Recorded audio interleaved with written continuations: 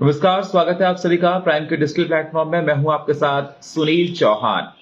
आज सुबह देखा गया कि जैसे ही पुलिस ने अरविंद केजरीवाल के निवास का घेराव किया, उसके बाद अफरा तफरी का माहौल बच गया और ये खबरें आने लगी कि अरविंद केजरीवाल को ईडी के द्वारा अरेस्ट किया जा सकता है। ऐसी खबरें आम आदमी पार्टी के कार्यकर्ताओं की तरफ से आने लगी थी। उसके बाद देखा गया कि अरविंद केजरीवाल ने प्रेस कॉन्फ्रेंस की। अरविंद केजरीवाल ने प्रेस कॉन्फ्रेंस करके तमाम आरोप बीजेपी पर मढ़े हैं। उसके बाद बीजेपी ने प्रेस कॉन्फ्रेंस की और बीजेपी ने अरविंद केजरीवाल के सारे आरोपों को निराधार बताया। आपको बता दें, शराब घोटाले को लेकर बीजेपी लगातार अरविंद केजरीवाल पर निशाना साध रही है। दिल्ली में जो शराब घोटाला हुआ था, उससे पहले देखा गया कि अरविंद केजरीवाल के और मंत्री भी शराब घोटाले को लेकर, चाहे वो संजय सिंह हो, चाहे वो डिप्टी सीएम उनके पहले के रहे हों मनीष सिसोदिया, वो जेल में है। अब ईडी 4 बार नोटिस दे चुकी है अरविंद केजरीवाल को। उसके बाद भी अरविंद केजरीवाल ईडी के दफ्तर नहीं जाते हैं। ईडी को तमाम सवाल करने हैं अरविंद केजरीवाल से, जिसका जवाब लेना है। लेकिन लगातार अरविंद केजरीवाल ने अपने प्रेस कॉन्फ्रेंस में कहा कि ईडी दादागिरी कर रही है, केंद्र सरकार के कहने पर काम करती। लगातार इस प्रकार की बातें सामने निकलकर आती थी। लेकिन ये देखा जा रहा है कि अरविंद केजरीवाल ने आज प्रेस कॉन्फ्रेंस में बीजेपी पर तमाम आरोप लगाए हैं और उन्होंने कहा कि बीजेपी के इशारे पर ईडी काम करती है। उन्होंने कहा कि लोकसभा चुनाव को देखते हुए मुझे इस प्रकार से मेरे साथ किया जा रहा है क्योंकि मैं लोकसभा चुनाव में प्रचार ना कर पाऊं। मैंने ईमानदारी से काम किया है। और उन्होंने ये भी कहा प्रेस कॉन्फ्रेंस में, शराब घोटाले का जिक्र आप लोगों ने कई बार सुना होगा, ये शब्द कई महीनों से चल रहा है, ऐसा भी जिक्र उन्होंने कहा।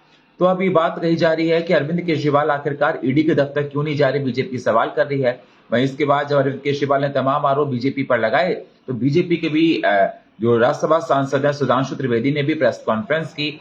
अभी कहे कि अरविंद केजरीवाल पर करोड़ों का घोटाला, आम आदमी पार्टी पर करोड़ों का घोटाला करने का आरोप है शराब नीति को लेकर, जिसको लेकर जांच लगातार जारी है।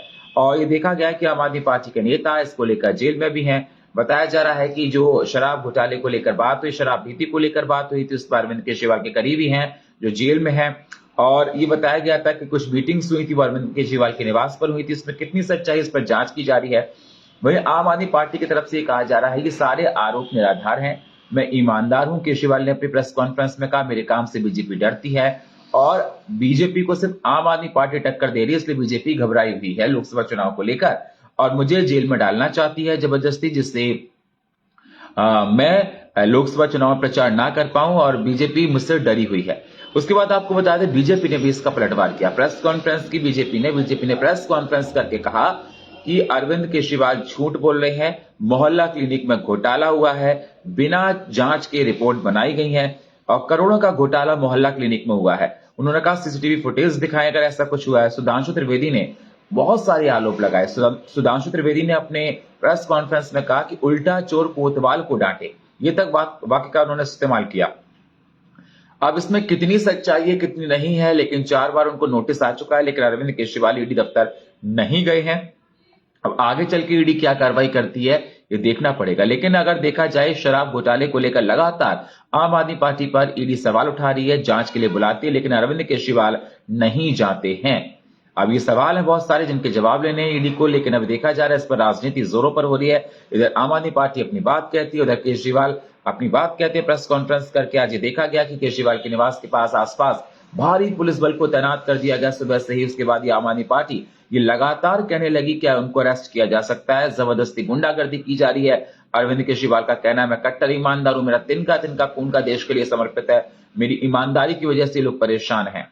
उधर बीजेपी कह रही है कि अरविंद केजरीवाल निराधार झूठ बोल रहे हैं और उन्होंने घोटाला किया है, मोहल्ला क्लिनिक में घोटाला हुआ है, दवाओं में घोटाला हुआ है, रिपोर्ट्स जांच में घोटाला हुआ है, एक दिन में 500 कैसे मरीजों को देखा गया है, इसकी डिटेल्स दें। वो सारी डिटेल्स बीजेपी मांग रही है।